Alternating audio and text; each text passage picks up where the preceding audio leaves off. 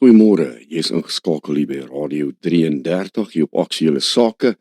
Elke Woensdag vanaf 11:00 saam met my Marius Bam en natuurlik Mike Bolhuis ook. Die jaar het nogal vir my lekker afgeskop. Ons het wat reën weer gekry. Met baie plekke nou nie wat dit regtig nou nodig het. Ons hoop en bid dit kan maar aan daai kant gaan en natuurlik die skole vandag ook begin hier in Noordwes. So daar was ek glo vanoggend heel wat trane weer aan mama's en papa's se kant, maar hier en daar maar ook 'n kindjie wat jy weet nou nie net so maklik vat. Gaan nou nie meer elke dag by ma en pa by die huis kan wees nie, maar dis nou maar deel van ons almal se stap so deur die lewe gewees. Ek weet nie of jy nog jou eerste dag in graad 1 kan onthou nie. Ek het hom redelik oukei gevat. Ek was lus vir die ding. Ons is natuurlik nou weer vanaand op die nuus. Dit is ook maar altyd maar iets special wat ou nou kan uitsien op nuusbulletine op TV, waar die kindertjies nou hulle eerste graad 1 dag het, en daar gaan jy nou ook nou al die trane daal en so sien. En natuurlik het daar ook nou, weet ook nie sulke goeie dinge al reeds vroeg in die jaar afgeskop nie. Ek het gesien daar is wat mense oorlede wat het vir my, ek het vanoggend gesit en dink daaraan, soos, jy weet nogal so, hier begin jy die nuwe jaar en een van jou geliefdes kom tot sterwe. Dis nou maar iets wat ou nou nie kan weet wanneer gaan dit gebeur nie. Dis kom alle dinge vir jou maar altyd moet reg wees. Maar nietemin, ons wil vanoggend dan nou gesels oor wat ons gewoonlik oor gesels is maar misdaad. En dan wil ek môre sê aan Mike, ek sien Mike is nou met my. Goeiemôre Mike, dankie weer eens dat jy by ons aansluit. Thanks man, baie dankie vir die geleentheid julle. Ja, die nuwe jaar is aan die go, né? Weer eens baie liefde, groete en alles van die beste en rykste seëninge en beterskap in siektes en innige simpatie en medelee vir die wat intussen dood en oorlede is. So alles wat julle almal en al julle omstandighede is wat ons altyd natuurlik vir julle wens en bid. Julle ken nou al teen die einde sluit ek af met gebed en wense en jy weet ek hoop so en ek wens almal kan absolute rus, vrede, gesondheid, blydskap, voorspoed, kennis en al daai goed en 'n wonderlike lewe. En ek meen dit uit die diepte van my hart. Dit is my grootste gebed. In die oggend as ek opstaan, het ek 'n spesifieke gebed wat ek doen. Dis vir my al 'n rympie en die een is as ek wakker word, dan sê ek, Here God, ek bevestig dat U is die enigste lewendige, drie-enige God, Vader, Seun en Heilige Gees. Skepper van hemel en aarde, daar's geen ander lewendige God nie. Ja, dit is my stelling wat ek maak, die bevestiging van God en wie hy is.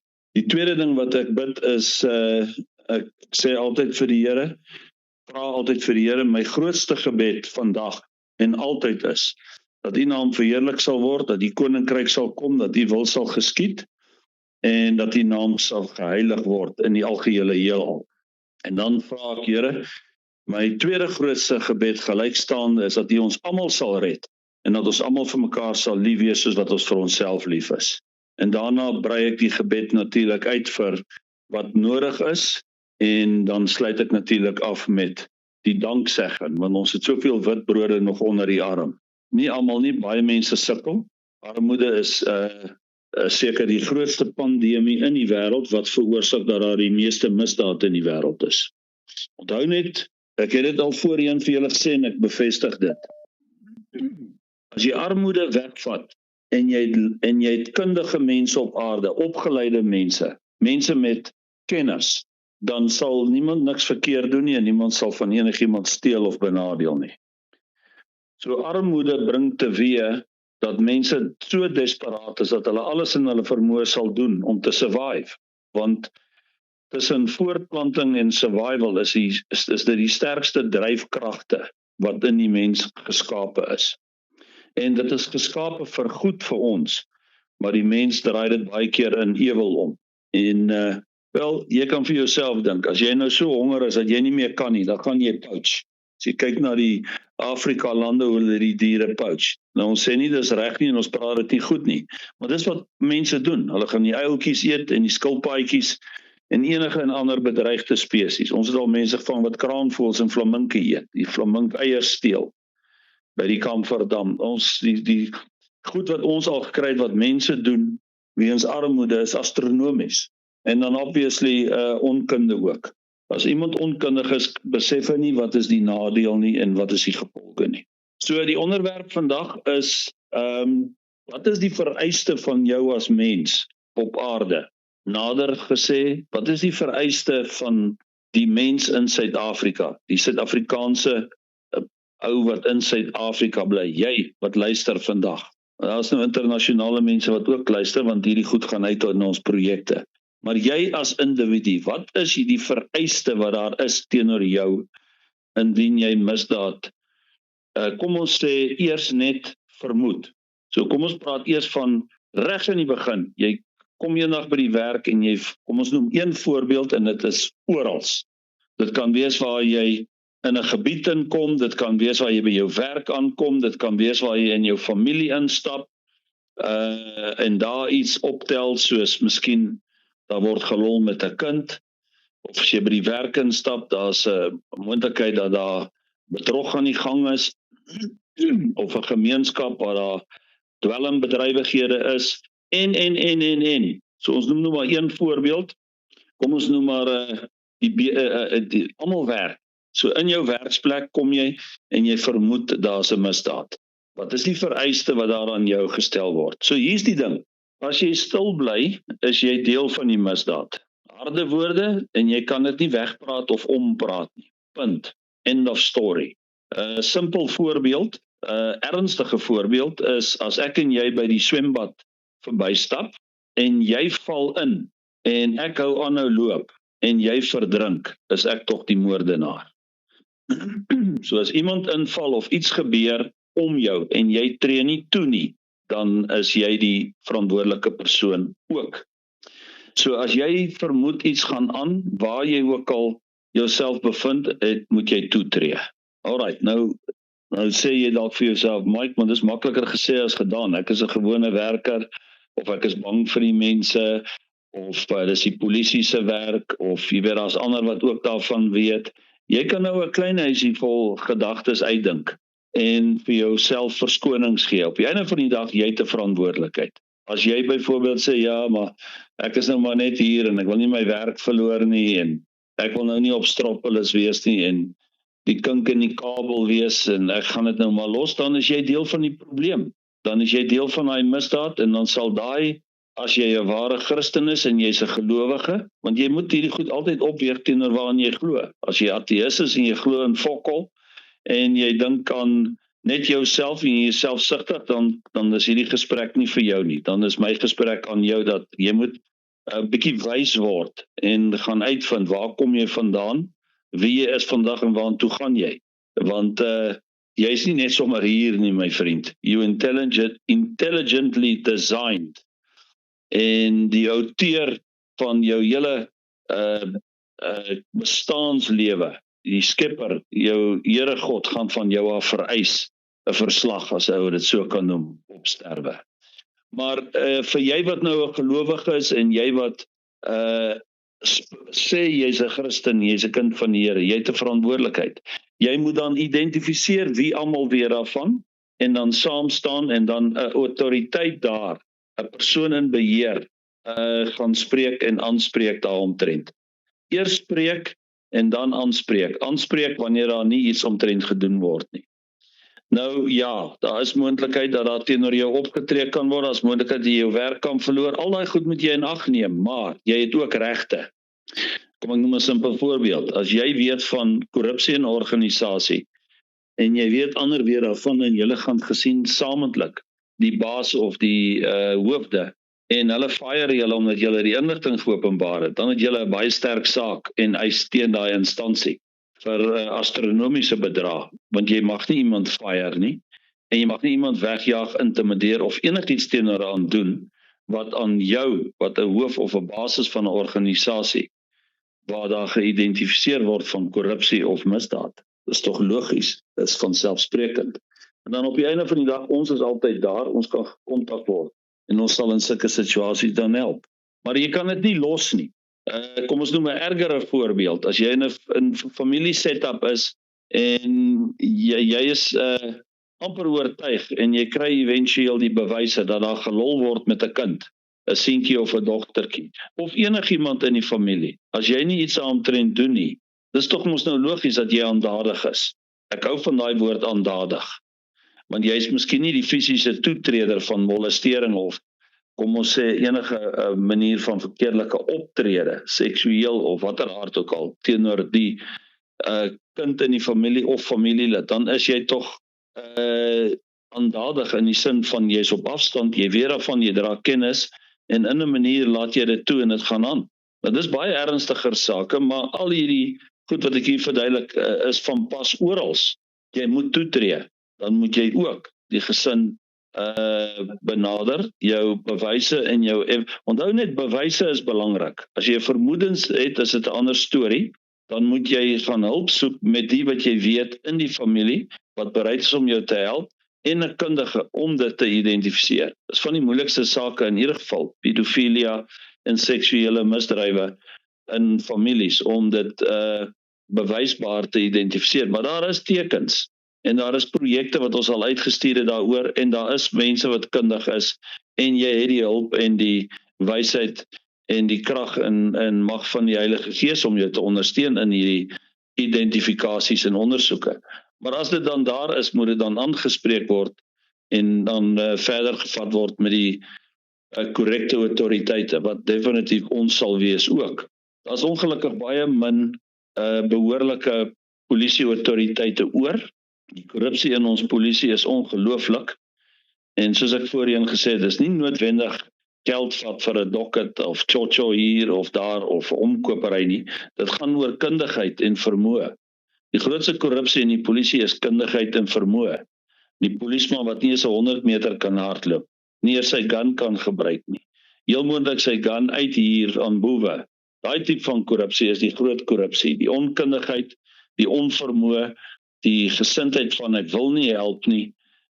I don't want to protect and serve. Die feit dat die polisieman is net daar om just to tick the boxes to get a salary, a medical and pension ensovoorts.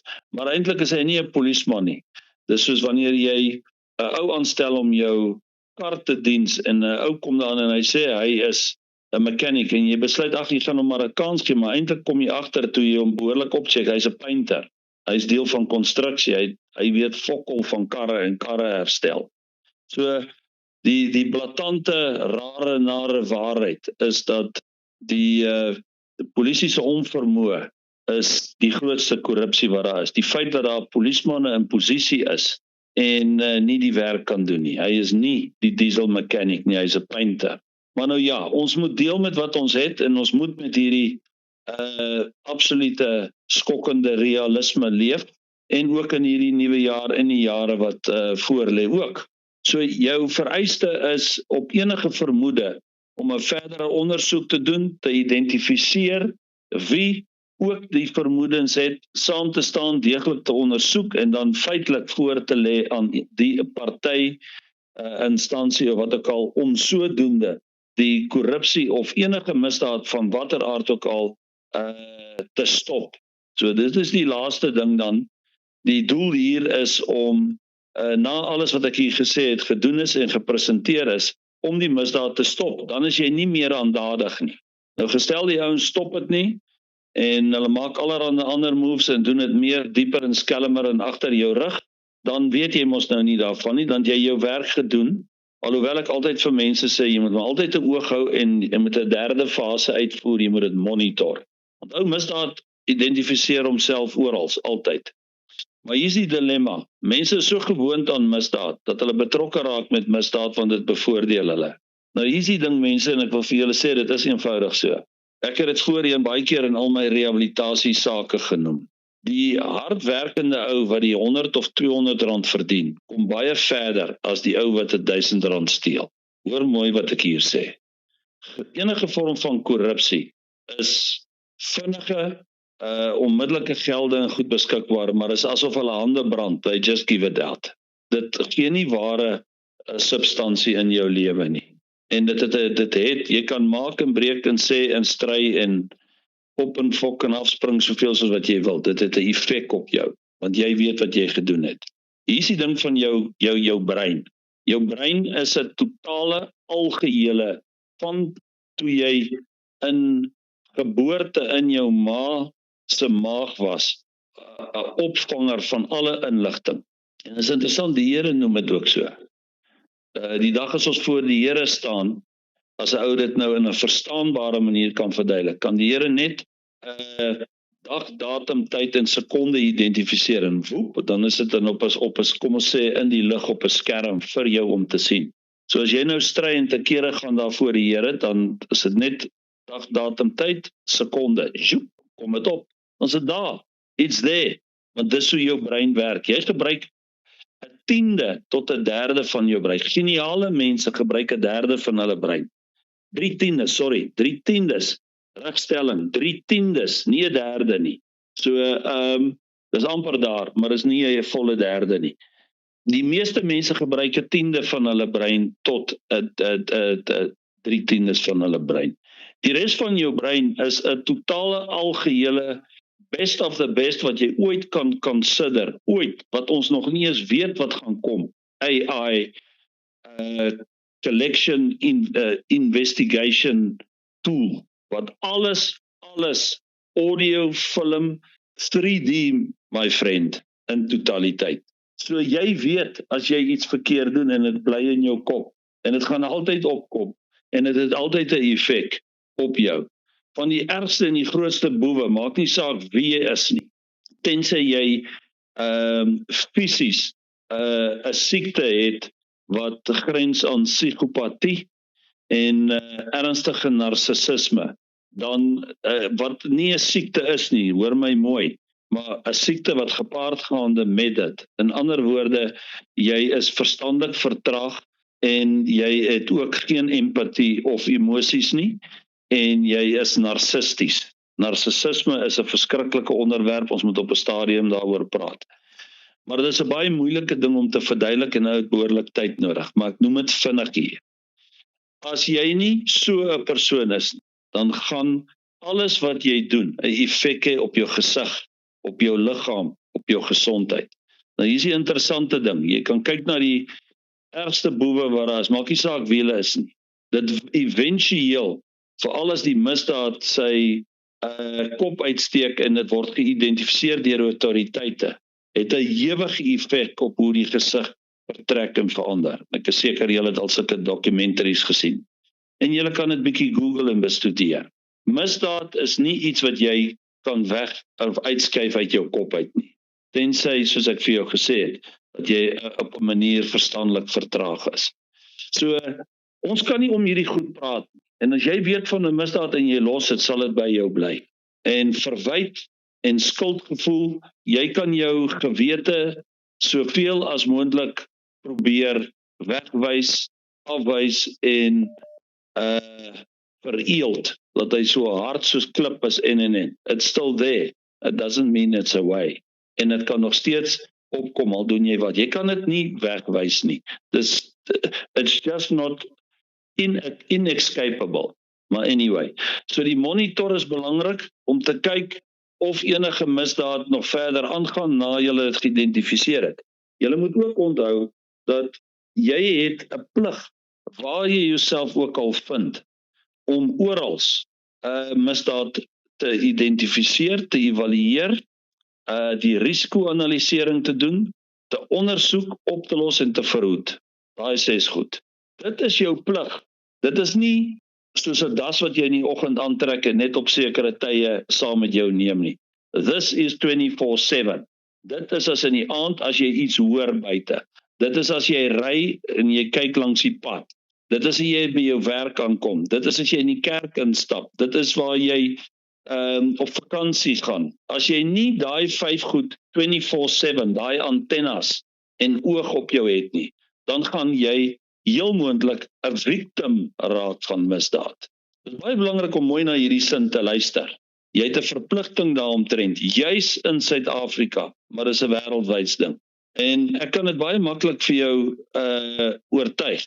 As jy dit nie doen nie, dan is jy mos nou, soos die Engelsman sê, oblivious, stupid.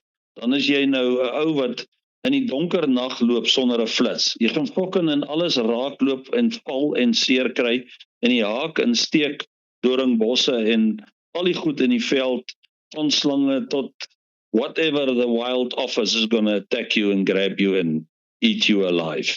Jy kan nie in Suid-Afrika, dis 'n bos, dis 'n uiterse gevaarlike bos, inbeweeg sonder die brille op jou kop nie. En dit is dit. Dis die fisiese goed, dis nie die geestelike nie. Met dit het jy die algehele wapenrusting van God nodig. Jy moet geestelik, emosioneel en fisies en materieel en infrastruktueel in jou lewe, geheel en al, voorbereid wees in Suid-Afrika. So, dis harde woorde hierdie, jy kan nie net in spoed, haastig, net voortbeweeg sonder om attentief te wees. Jy moet wake up wees. En as jy nie wake up is nie, gaan jou kinders verlore raak, jy gaan verlore raak. As jy 'n jong laaitie is, jy gaan verlore raak. As jy 'n jong meisie is, jy gaan die verkeerde besluite neem. As jy nie die goed doen wat oom Maatjie sê nie, of julle wat na my luister of in my ouderdom is nie, sê ek nou vir jou, haal jy al hierdie goed oor jouself, wat verkeerd kan loop. Onthou, misdaad is so suurstof, it's everywhere, and it's waiting to take advantage of you. Veral jy, wat nie wakker is nie, en dit is tog logies. En onthou, ons is maar in 'n donker nag hier, ons is in 'n pikskiet swart, donker, verduisterde nag, ons is in 'n wettelose land, ons is in 'n absolute korruptiewe land, ons is in 'n land waar misdaad seevier, waar crime pays, misdaad betaal, julle weet dit, en ongelukkig raak die meeste mense, die publiek, die normale ou op die straat, betrokke by misdaad, because it's become the way of life, the narrative. Almal doen dit. Ek gaan hom maar ook die koevertjie gee. Ek gaan hom maar ook saam speel. Ek wil tog net by die huis kom, ek gaan nou nie stry met hierdie polismanne langs die pad nie. Gee hulle maar die R100. Hulle word in ieder geval te min betaal. Ons het soveel antwoorde en stellings en. En ja, dit is super moeilik. Dit is hondmoeilik om hierdie goed deur te voer. Ja, ek sug, want hierdie goed is verskriklik. Ek sien dit daagliks, ek kry dit daagliks. Dis iets verskrikliks. Die vereiste wat daar aan jou staan, is baie groter as net oor misdaad. Dit is oor jouself en wat dit aan jou gaan doen as jy nie die vereistes wat ek hier genoem het deurvoer nie. Jy benadeel jouself as jy nie toetree nie. As jy nie, ek gaan dit weer noem, misdaad en enige situasie wat nodig is vir jouself, vir jou buurman, vir jou medemens, vir jou gemeenskap, vir die publiek, vir die autoriteite en die regering en die wêreld. Al daai goed. What is necessary? As jy enigstens iets identifiseer wat nodig is vir al daai mense wat ek daar genoem het, that needs to be done. As jy dit nalat en nie doen, deur dit te identifiseer, te evalueer, die risiko-analysering te doen, dan die ondersoek te doen, dit op te los en te verhoed, benadeel jy al daai mense en jouself. Jy hoef nie 'n speurder te wees om hierdie goed uit te voer nie. Anyway, ek gaan aflei deur weer 'n paar net belangrike goed te noem hierso. En dit is goed om miskien vir jouself te leer en te herhaal. En ek gaan dit noem as, het jy geweet? Het jy geweet dat as almal net behoorlik met mekaar kommunikeer, hoor mooi, kom ons noem dit perfect communication, maar kom ons sê in Afrikaans, as almal net behoorlik met mekaar kommunikeer, gaan daar nie misdaad wees nie. En is die kans dat ons almal dan nie van ons sal sondig nie, en dat ons hemel toe sal gaan. Net behoorlike kommunikasie. Alright, dit bring my by 'n erger ene. As ons almal, het jy geweet, as ons almal mekaar net lief is wat jy jouself het, dan kan ek jou verseker, gaan jy geen misdaad pleeg nie. En is die kans dat jy hemel toe gaan baie groter. En het jy geweet, as jy die Here met jou hele hart, jou hele siel, jou hele verstand, al jou magte, al jou kragte, al jou senuwees, jou bloedvesels, jou hele liggaam, fisies, emosioneel, geestelik, en alles wat jy het in jou infrastruktuur, lief hê met jou hele hart en jou siel, in waarheid, dan kan ek jou verseker, sal jy jou naaste lief hê soos jouself, en jy gaan hemel toe. Ja, jy sien, hierdie goed is baie hard, en dis baie moeilik.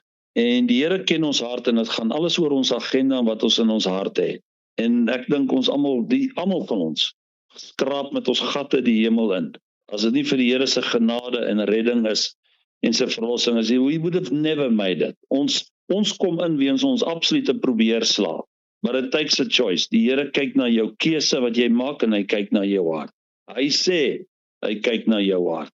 En hy sê, shocking goed, God sê, when I come back, will I find faith on the earth? Sal ek geloof vind, ware geloof. En ware geloof is 'n verhouding met die Here. Dis nie net, die duiwel glo ook, daar's 'n God, en hy glo ook in al daai goed, maar hy is teen God. Daar's 'n groot verskil as geloof nie gesien word vir wat dit werklik waar meen nie. Geloof is 'n absolute algehele verhouding, soos wat ek nou net gesê het. As jy die Here jou God liefhet met jou hele hart, siel, verstand, alles, elke vesel in jou liggaam en jou hele infrastruktuur. Dit is ware geloof. Anderste is dit net 'n stelling en dit beteken niks. Maar anyway, mense, die nuwe jaar is hier. Hy is al klaar in die helfte van Januarie. Oor 'n paar maande is dit middel van die jaar en as ons oë uitvee, dan koop ons alweer Kersgeskenkies en ons waarsku oor alle slenters en scams en dinge wat kan skeefloop teen die einde van die jaar, en tussen sal daar 'n paar en vinnige en baie goed gebeur, maar as jy oë uitvee, is 2027 alweer daar. Tyd vlieg. 12 ure is nou 6 ure, 24 ure is nou 12 ure. Make the most of it. Dink, tel tot 10, pas die goeie en slim Suid-Afrikaanse spreekwoorde toe, en ons vra dat die Here julle absoluut sal seën met absolute wysheid, insig, mag, krag, voorspoed, gesondheid en onderskeiding, dat julle barmhartig en genadig sal wees, en dat hy ons almal sal leer en onderrig in sy weë, en dat ons toetreders sal wees, en dat ons die vereistes wat aan ons gestel word op hierdie aarde, teenoor onsself, ons medemens, ons gemeenskap, ons land, ons autoriteite en die in die wêreld, dat ons dit sal deurvoer. Is daar enigiets wat jy wil sê, Marius? Nee, wat ek dink, daar's nie 'n beter manier hoe jy hierdie kon cover nie. Veral die deel van jouself lief hê, en sodat jy jou naaste ook kan lief hê. En selfsugtigheid is vir my die grootste sonde. Dis in my oë die grootste sonde. En dis waar wat jy sê, as 'n ou begin kommunikeer en weet waarheid praat. Waarheid vat soveel minder energie en stres om in steede van om weet te gaan sit en lieg en bedrieg en te kere jy gaan nader aan jy siek word hiervan. Is jy nog daar, Jy man? is heeltemal reg, Marius. Jy is heeltemal reg. Kom ons kyk maar hoe reageer die mense, en as daar versoeke is, dan praat ons volgende donderdag, of woensdag. Baie seën, liefde, groete. Dankie weer eens, Marius. Dankie, Sterkte. Mike. Ons gesels weer. Bye-bye. As jy vandag se gesprek gemis het, is welkom om vir ons 'n WhatsApp te stuur op 084 752 7677 en ons stuur daai opname vir jou met liefde. O ja, jy moet dit in die WhatsApp boodskap sê, jy soek die opname van vanoggend se gesprek, en ons sit jy net vir ons jou e-posadres ook daar. Nou maar toe, dan tot volgende week weer hier op Aktuelle Sake, 11:00. Ek, Marius Bom, en natuurlik dan Mike Bolhuis, wat ons gesels oor misdaad. Ek dink volgende week kan ons dalk 'n gesprek hê weer oor ontvoerings, veral kindertjies. Ek sien ons wat kinders wat ook so weggeraak het in die feesgety. Nietemin, tot volgende week weer.